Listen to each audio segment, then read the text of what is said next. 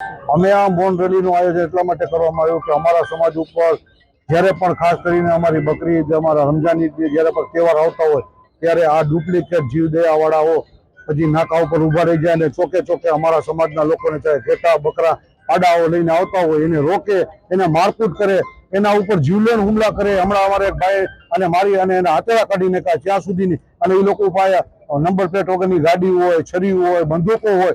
તો અમે police commissioner સાહેબને એવી વિનંતી કરી છે કે સાહેબ આ લોકોને કાયદાનું કામ કરતો તો આ ક્યાંથી આવ્યા છે? આ લોકોને એવું લાયસન્સ આપી દીધું છે કે બધાને મારવા માંડે, આ કાયદો હાથમાં લે છે. કોઈ જાતનું એને કોઈનો ડર નથી. અમુક જણા એમ કહે કે અમે પોલીસ છે, એને કોઈ જાતનો ભય જેવું રહેતું જ નથી.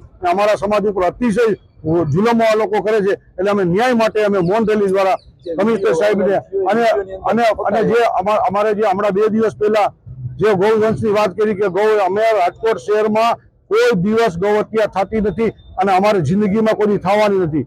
756 ગાયો જે હમણાં ભરી ગઈ ડબ્બામાં એની કોઈ તપાસ કરતું નથી અને આ ખોટા તગગડા ઉભા કરી અને સમગ્ર રાજકોટ શહેરના એક અમન અને શાંતિ અને ભાઈચારાનો માહોલ છે એ માહોલ બગાડવાની કોશિશ ન કરે અને અમને શાંતિ અને ભાઈચારો રીએ એના અંદર સાથ અને સહકાર આપો.